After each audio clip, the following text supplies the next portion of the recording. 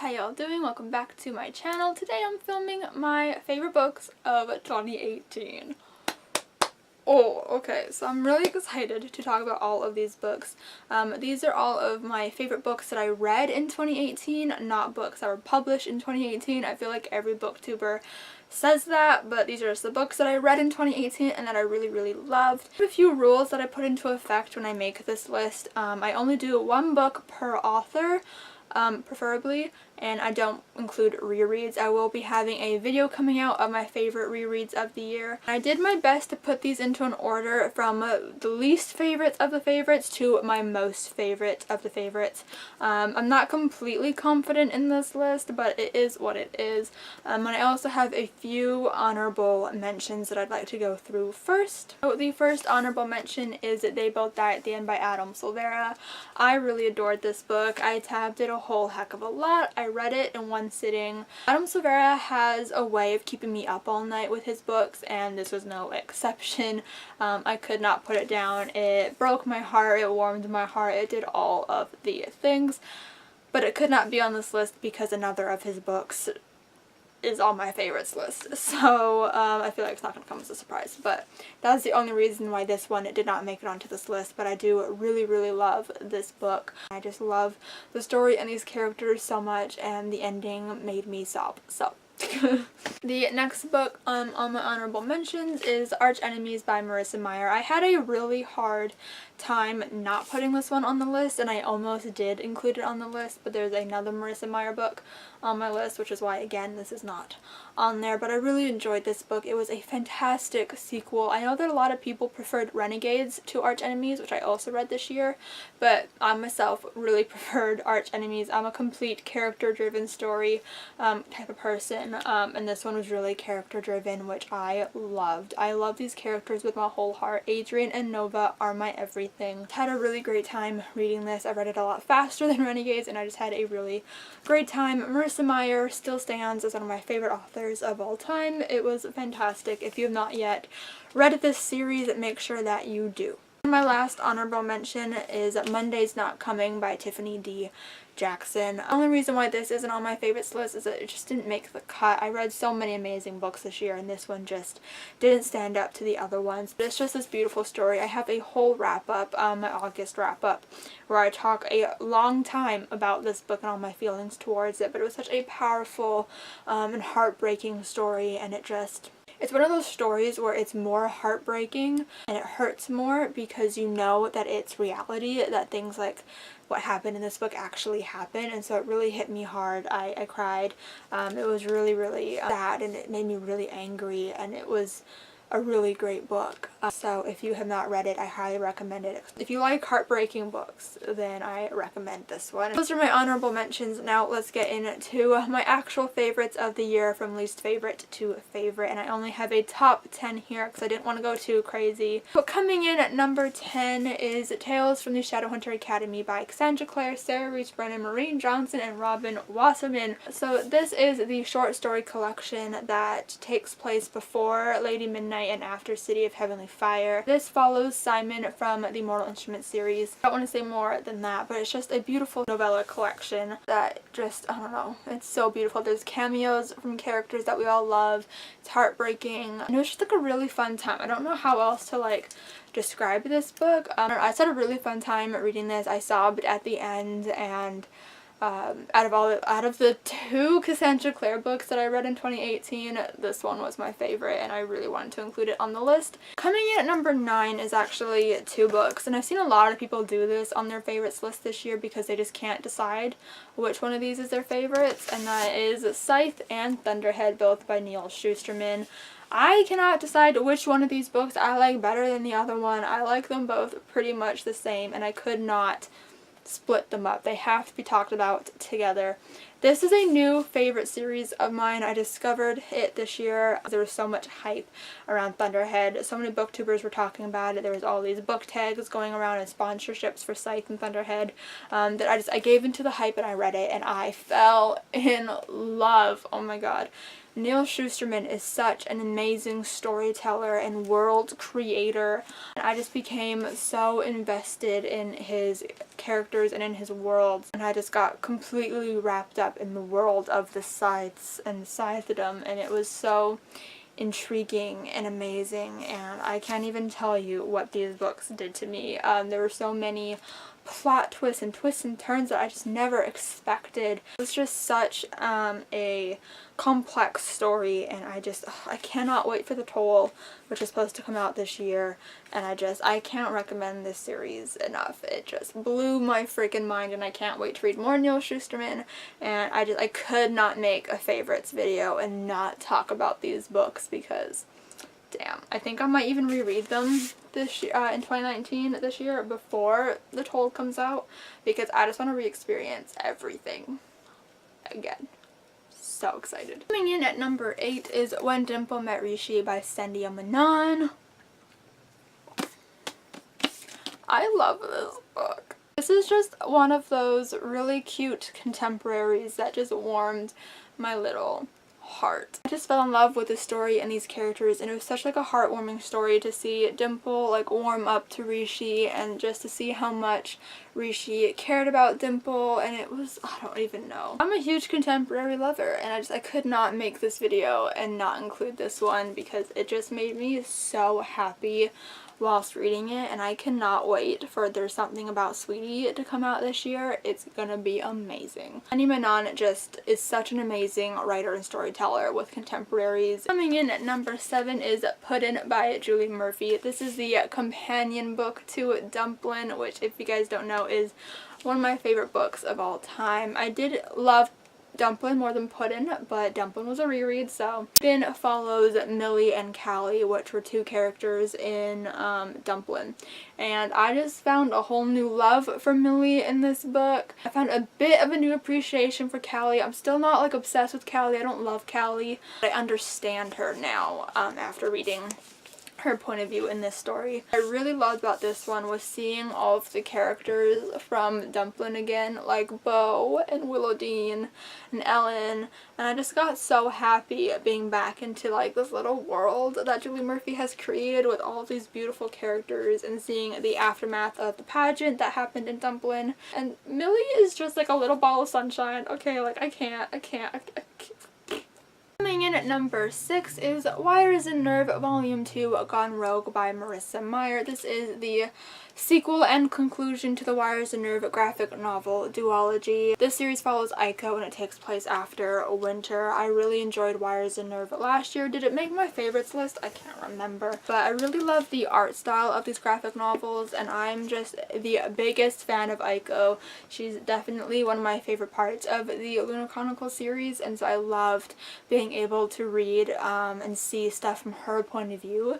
And this sequel and conclusion was so intense, okay? It was insane. Marissa Meyer can do no wrong. I kid you not. She's my queen. She's my everything. And I am gonna reread these this year because I just love them that much. If you love the Lunar Chronicles series, do not skip out on these, okay? You must read them. They are so perfect. I could live in this world forever. Like, just keep giving me content. I think she's done, but like, give me more content. I need it. Coming in at number 5 is Geekerella by Ashley Poston. I love reading books about fandom and nerdy stuff, and that's exactly what this book is. It's a Cinderella retelling, but with fandoms, and it was perfect. I loved these characters so much, especially Sage. Loved her. Really enjoyed how Ashley Poston took the Cinderella story that has been done so many times and just made it something so special and new. Made it nerdy because there's so many Cinderella retellings out there and none of them are like this one. This one was so unique and beautiful, and I loved seeing those beats and the symbolism of the Cinderella story represented in this plot and with these characters. It was just done so beautifully. I really enjoyed it, and I'm gonna reread it and annotate it soon, and I can't wait for Princess and the Fangirl. It's gonna be amazing. Coming in at number 4 was The Hate You Give by Angie Thomas.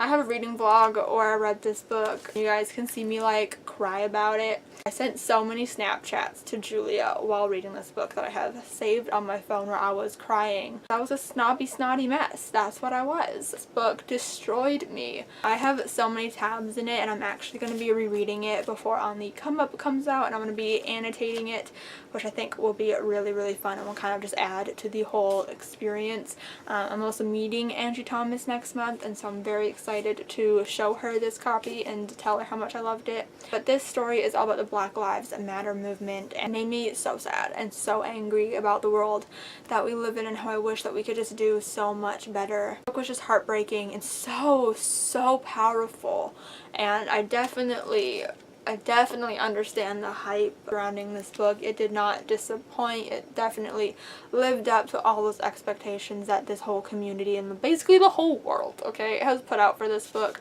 It definitely deserves to be on the New York Times bestseller list for the rest of time.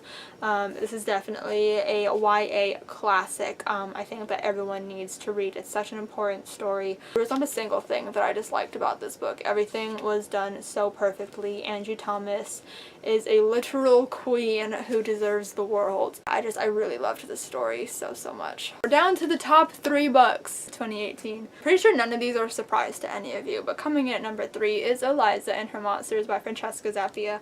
I cannot believe that I only read this for the first time in 2018. I feel like this book has been in my life forever. I loved this book so much that I read it twice in 2018. I read it twice. I couldn't get enough of it. It's another story about fandom and nerdiness, and there's cosplaying in it, and there's a beautiful relationship between our main character Eliza and her love interest Wallace.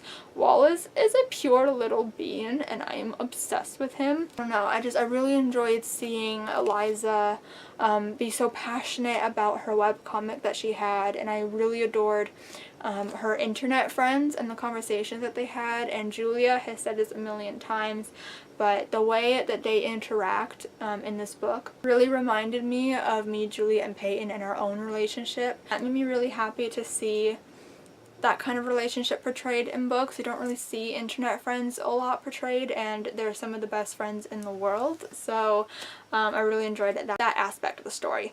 One of my favorite parts of this book was the anxiety rep that we got from it. I was able to connect to this book in a way that I haven't really been able to connect to a lot of other books in YA. There are definitely some with anxiety rep, but I connected to this one pretty hard, and I kind of saw myself in this book and in Eliza, and also in Wallace as well. And it was just a book that has stuck with me all year long, and I already want to reread it again. And this book is also a huge inspiration for me for my own novel that I'm writing, and I love this book, and it's made such an impact on my life, and it is freaking amazing. I really adored it. And at number 2, this one snuck its way in here at the last minute. I read it at the end of December, and I just knew that there was no freaking way that it wouldn't be on this list, and that is A Very Large Expanse of Sea by Tahereh Mafi. I just finished filming my December wrap-up where I went on a whole discussion of this book, so I don't want to talk about it too much in this video, but so you can go check out that one if you haven't seen it already. But this book was everything. It's golden. It is magical. It's Tahereh Mafi's first contemporary novel, and she nailed it. She did perfectly. This book in one sitting and just knew that it was an instant favorite. It could not be on this list. I just loved this story so much. I fell in love so deeply with the main characters, Shireen and Ocean, and it just affected me in the same way that The Hate U Give affected me with the whole racism and the anger that I felt from it. But I also appreciated being allowed to look into this world and what it's like to live as a Muslim teenager, because I'll never have that experience. And it really opened up my eyes to that experience and allowed me to see through Shireen's eyes as a Muslim teen, which I really appreciated. A lot of amazing quotes in this book, so many amazing characters, and it was just such a phenomenal and important story, and I am forever grateful to Tahereh Mafi for writing books, because she's my favorite. She's so good at it. She just knows how to string words into sentences in such a way that it just hits you in the feels. I don't know how she does it, but she is freaking phenomenal, and I highly recommend this book. And we're at number 1 now, and if you know me at all, you know exactly what book this is. Yeah, there's no doubt in any of your minds that this is my favorite book. What If It's Us by Becky Albertalli and Adam Silvera. Of course, this is my favorite book of the year. It couldn't be anything else. Like, it literally couldn't be anything else. I cannot stop talking about this book. I adore it, okay? I adore this book with every fiber of my being. I love this book more than I love most books. I've just become so obsessed with it, with the characters, with the story, with the love. Look at all these tabs. Oh my god. I did talk about it in my November wrap up, so you guys can go check that out. Because I feel like I can't even form coherent thoughts about this book, but it has just ingrained itself into every aspect of my life. There's so many good quotes, so many cute moments.